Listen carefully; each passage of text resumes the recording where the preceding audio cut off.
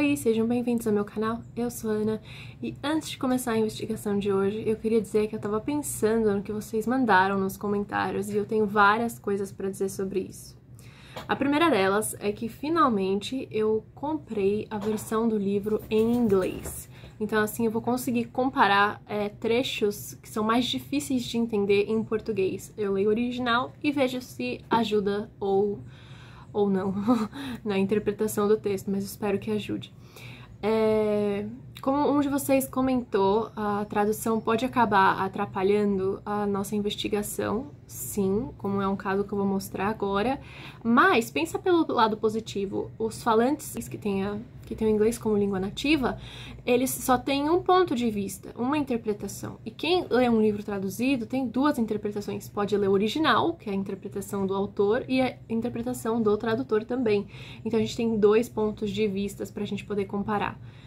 Então a gente tem essa vantagem. Agora, o que eu queria dizer pra vocês é, na página 2, por exemplo, a gente tem uma parte em que a tradução pode acabar dificultando a interpretação do público brasileiro. Por exemplo, a primeira frase é "fui à fonte uma última vez".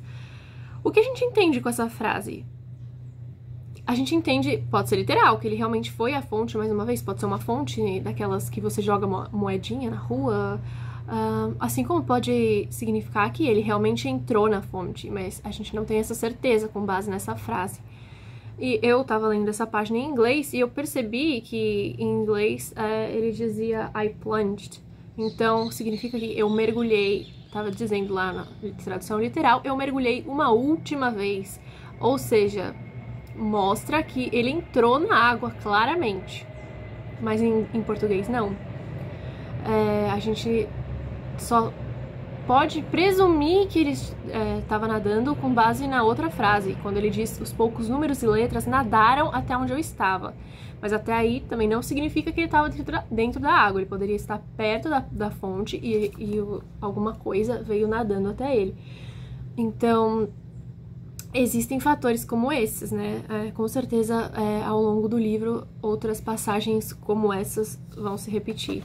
Eu acabei de dar uma olhada no site da Intrínseca e eles disseram que o trabalho de tradução foi super cuidadoso, eles tiveram uma equipe grande e, ao que parece, também conversaram com tradutores de outros países, ao que parece.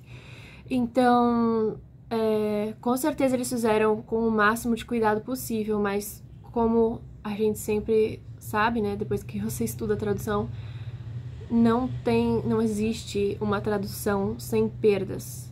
Toda tradução vai ter pelo menos uma perda em alguma parte. Antes de estudar a tradução, eu sempre imaginei que os livros originais eram completamente idênticos ao livro traduzido. Isso nunca tinha me passado pela cabeça. E depois que eu estudei, eu percebi que realmente a tradução é uma interpretação, acaba sendo a interpretação do tradutor. Por mais que o tradutor tente ser neutro, não existe a neutralidade, então a tradução vai ser sempre baseada na interpretação do tradutor. É claro que tem uma equipe, né, que ajuda a tirar algumas dúvidas, mas mesmo assim não existe nenhuma tradução fiel. A tradução é sempre uma interpretação. Mas como a Intrínseca mesmo disse, eles tomaram muito cuidado com isso, então eu tenho certeza que, apesar das perdas, a gente vai ser capaz de resolver o enigma com base nessa tradução. Agora, outra coisa que eu queria dizer que é muito interessante que vocês mencionaram em relação às datas. Eu não tinha me tocado disso, mas várias partes do livro mencionam hoje é o dia de alguma coisa, geralmente o dia de algum santo. E se você pesquisar todos estes dias na internet, a maioria deles gira em torno de julho até agosto. Então, talvez a gente possa usar essas datas a nosso favor para colocar as páginas na ordem certa. Para encerrar as minhas observações e começar finalmente a investigação, eu queria dizer que eu coloquei todas as páginas na ordem certa de novo, exceto as páginas que são continuação uma das outras, né? Porque estava muito difícil de organizar as informações que eu já sabia. Por exemplo, eu lembro que ele mencionou a caneta, mas em que página foi? E aí eu ficava meia hora procurando até achar onde estava a caneta. Eu tenho memória visual bem melhor. Então, eu lembro que, depois de tal página, logo no começo. Então, pra mim, é bem melhor organizar por ordem, por mais que esteja uma bagunça, né? Mas isso aí vai depender de vocês. Eu vou colocar na ordem conforme eu for achando que as páginas combinam, mas fora isso, não vou mais tirar da ordem.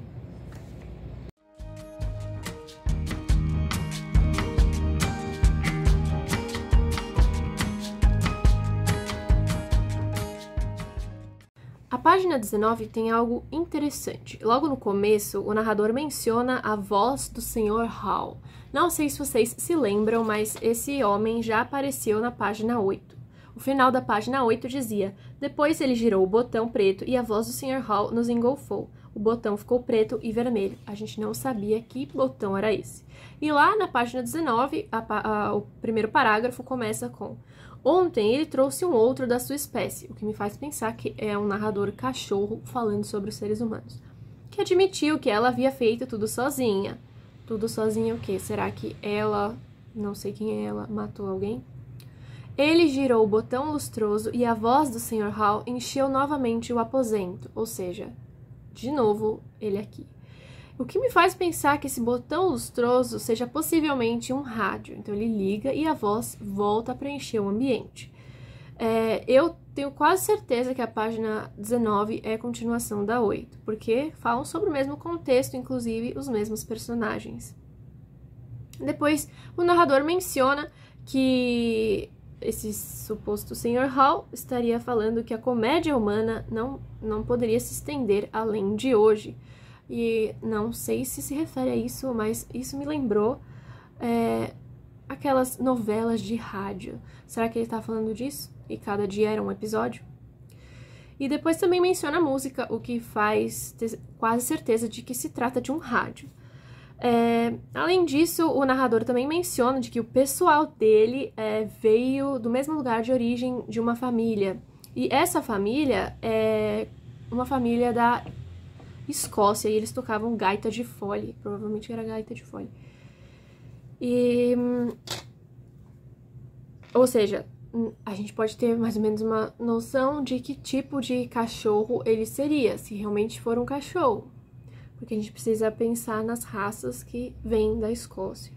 Porque eu também acho que é um cachorro aqui nessa página. Porque logo no final, ele diz que puxou alguém pela manga, puxei-o pela manga e ele me puxou as orelhas. Parece ser um cachorro. E logo em seguida, ele diz: emiti um ruído surdo, seria um latido, e imediatamente percebi que fizera a coisa errada. Ele costumava apenas invocar meu nome a plenos pulmões quando eu me portava mal. Ou seja, o cachorro fez algo que não deveria, latiu na hora errada e o dono foi lá e gritou o nome dele. Ou seja, muito provavelmente é um narrador cachorro nessa página, e essa página é a continuação da página 8.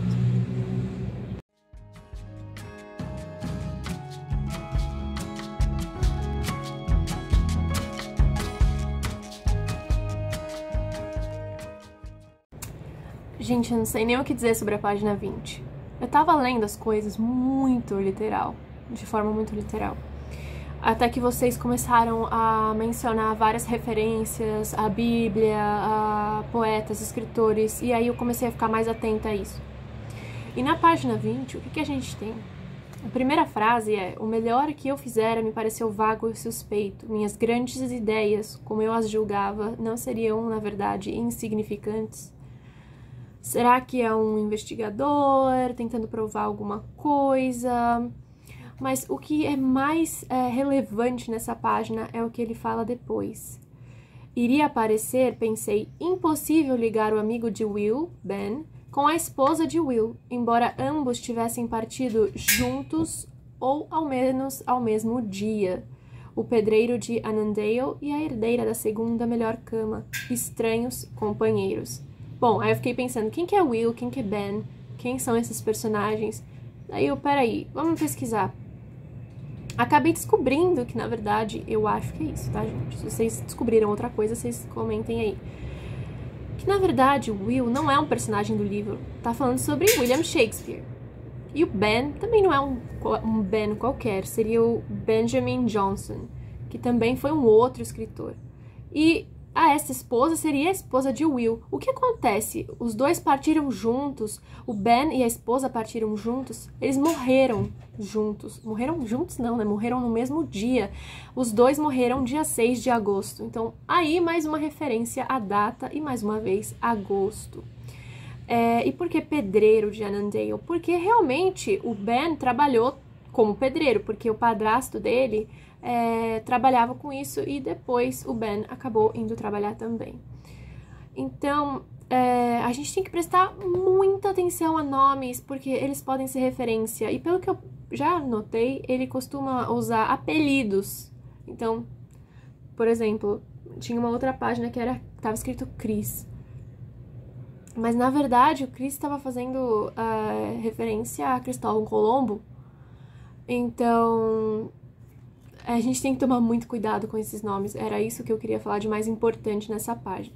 Depois, a gente tem uma outra referência que já apareceu antes, que ele menciona um chá. Então, esse narrador gosta de tomar chá. Então, se a gente for vendo, várias páginas mencionam chá e pílulas. Aqui, novamente, pílulas aparecendo.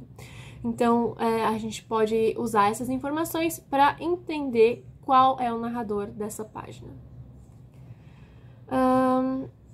Depois disso, ele acaba mencionando algumas placas na Inglaterra com vários nomes. Eu ainda não pesquisei essa referência, mas depois eles falam que os dois acabam andando em círculos até voltar para casa. Eu imagino que aí esteja falando talvez desse narrador acompanhado talvez do cachorro. Para o vídeo não ficar muito longo, eu vou encerrar ele por aqui, mas com a minha grande dica.